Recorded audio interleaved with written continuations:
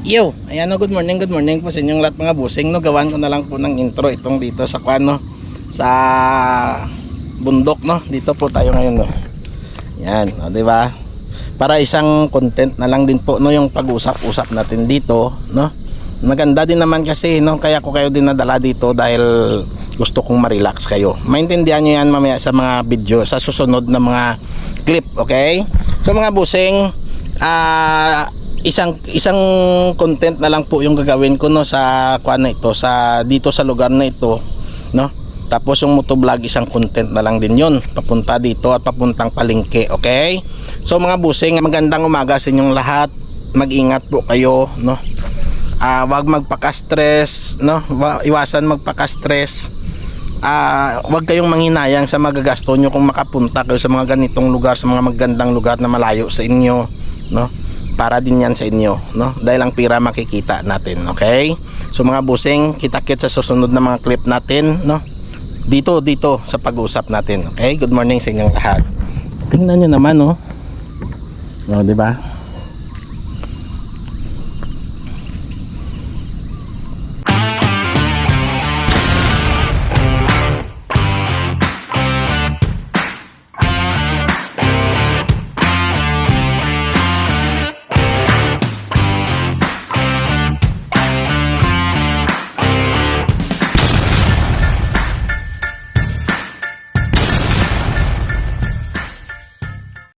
Yan, di ba? Hihi, lakad-lakad. Di ba? Ganda no. Pag ganito yung kan mo no. Kung ang bad energy parang ganito lang kaliit, ayan no. Di ba? Bad energy, ganito kalawak ang inang kalikasan, no? Yan. Di ba? Ganito kalawak, ganito kaganda na hindi kaya, no, hindi kayang sirain yung enerhiya natin, no? Yung mga good energy natin. Di ba? Kaya nang nasabi ko no na, 'di ba? May kunting ano ba 'yan? May kunting ano ba? Kunting hawig o ano ba 'yan?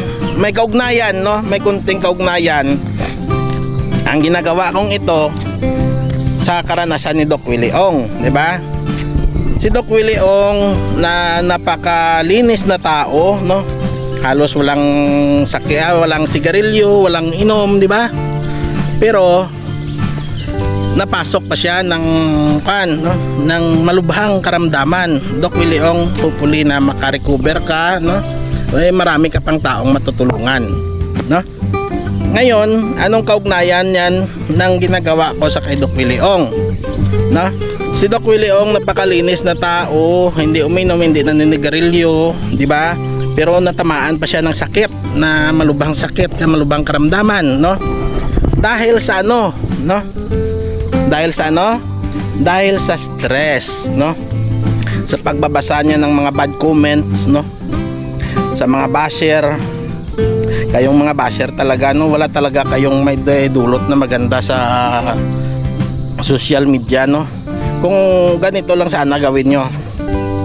Kung ayaw nyo ng isang tao, wag nyong panuurin.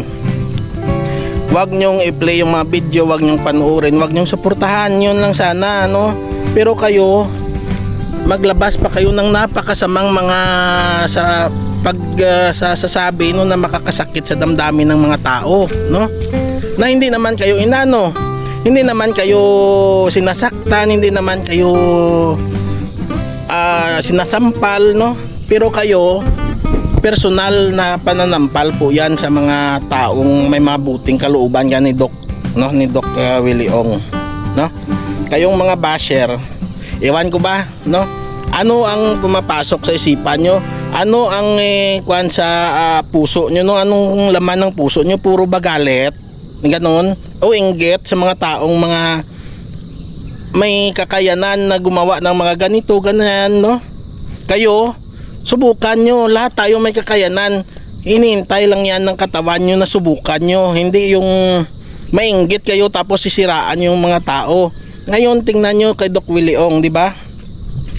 Sa sobrang stress, nagkasarkuma, ano ba yun? Sarkuma tayo, no? Na cancer na napakalubha na, no?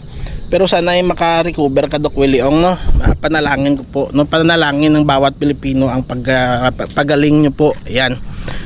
So ngayon, bakit ako nakasabi na medyo may relate sa nangyari ni Doc Willie Ong yung ginagawa ko?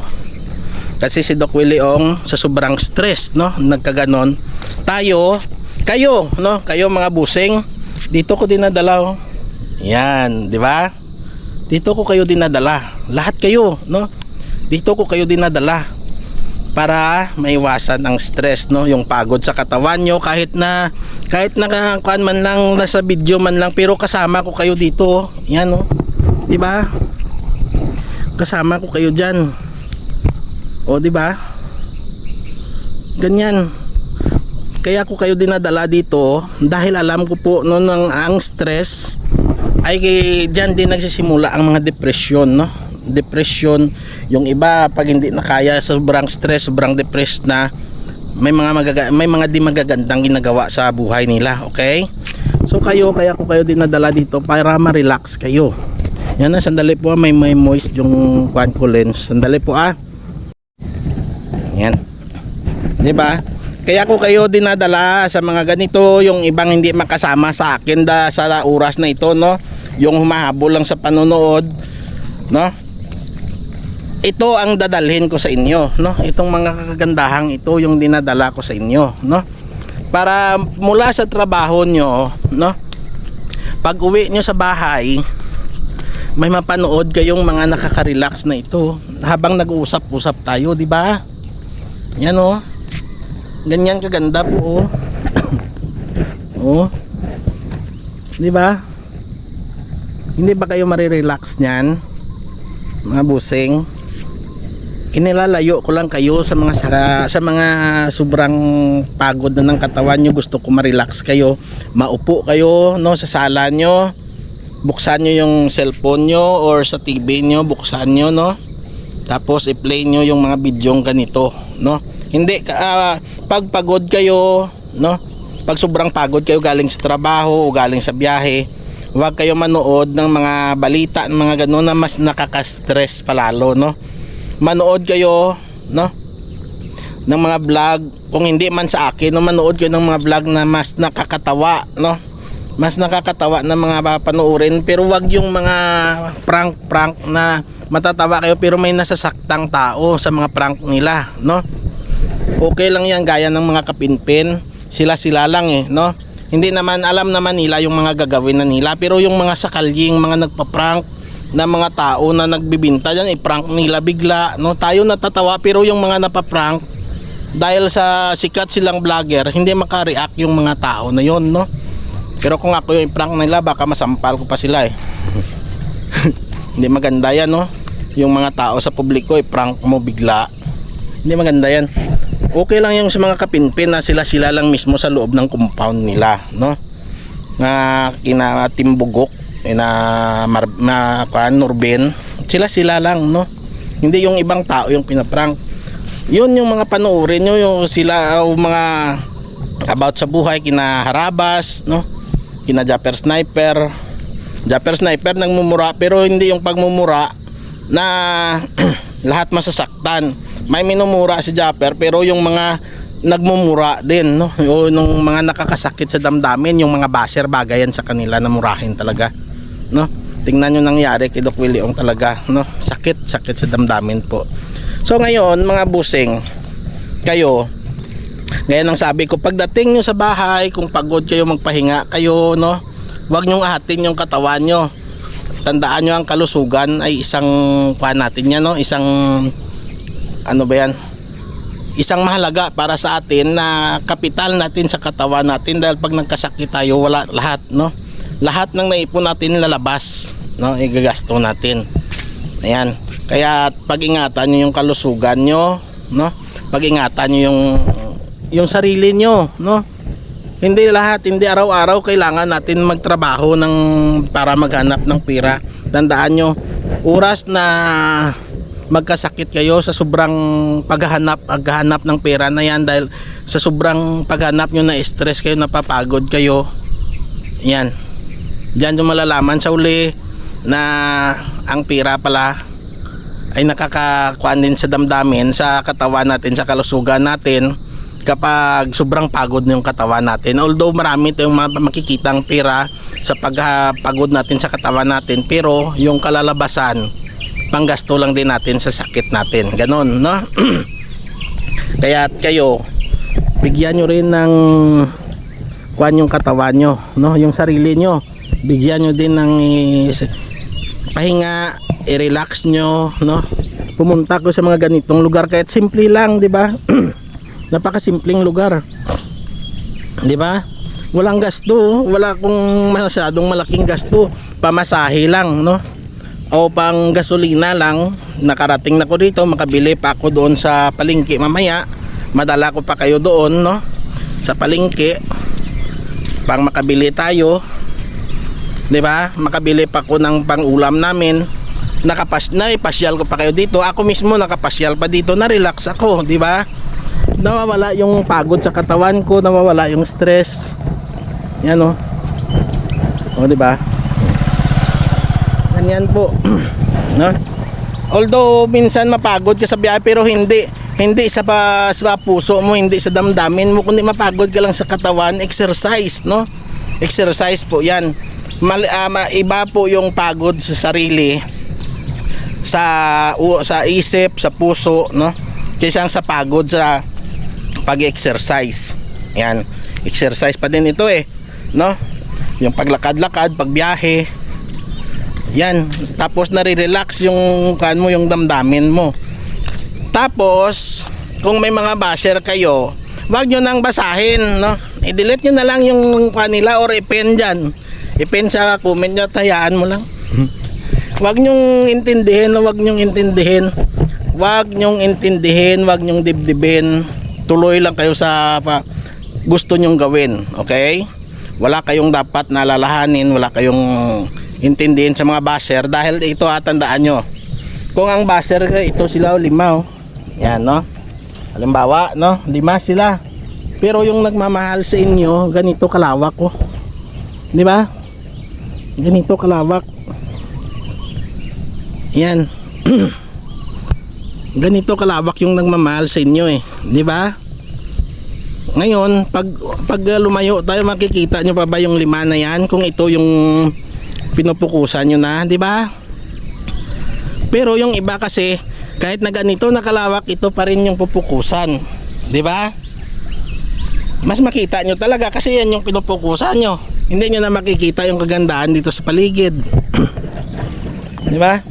Kaya at kayo mga busing, wag nyong intindihin ang mga mga kampon ng kadiliman yan. Hindi ang kagagawa ng Biblia yung ginagawa nila, no? Kampon, sugo ng kampon ng kadiliman yan, no? Gusto nila yan, no? Na isugal yung buhay, yung kaluluwa nila sa mga demonyo, edi sa kanila na yan, no? Tayo didiretso tayo dito, tayo close to nature, di ba? Close to nature is closer to God. Yan, okay? Kaya't kayo mag-ingat-ingat yung mga busing, at tandaan nyo parati, pagpagod na katawan nyo, pahinga kayo, no? Mag-relax kayo.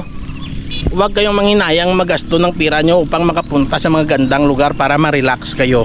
Yung pera makikita nyo ulit yan, pero pag kayo nagkasakit, lahat ng lalabas inyo hindi nyo na mababalik.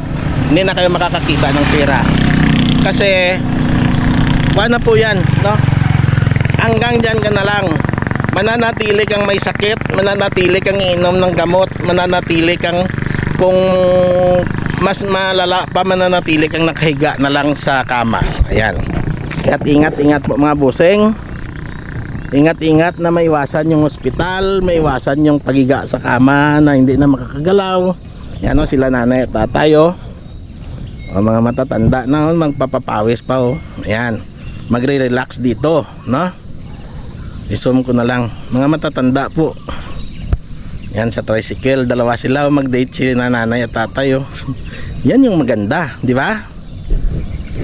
Kayo, no?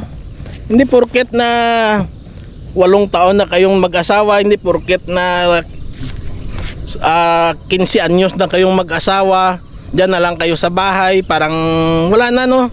Ibalik nyo yung balikan nyo yung nyo, balikan nyo yung unang mga ginagawa nyong mag-asawa. Yan. Pumasyal kayo. Gaya ni Sis Leilani, oh, di ba? Namamasyal sila, no, sa mga magagandang lugar, di ba? Sis Lai, ganda, no? Sarap sa pakiramdam, no? Kasama mo pa pamilya mo, di ba? Ganon din kayo mga busing, no? Ganon din kayo. Huwag manghinayang sa pira dahil ang pira makikita yan habang maganda yung kalusugan natin, okay? So mga busing, punta na po tayo sa palengke, no? At mamimili doon, tapos pag uwi mamaya gagawa ko pa ng isang content. Tignan ko lang, no? Tignan ko lang kung mahaba itong nagawa ko dito, plus baka motovlog, baka hanggang dito na lang, tapos ang papauwi mula dito, papauwi sa bahay, no? Mula dito hanggang sa palengke, okay? Good morning sa inyong lahat mga busing, at hanggang dito na lang po. I love you all. Ingat po kayo mga busing, ha. Huwag magpaka-stress, no? Kaya ko kayo dinadala dito, eh. 'Di ba? Kaya ko kayo dinadala dito o dinadala sa inyo ang mga ganitong lugar para ma-relax ko kayo. Okay? Good morning. Bye-bye. Love you all. Ingat, ingat, ingat. Bye-bye.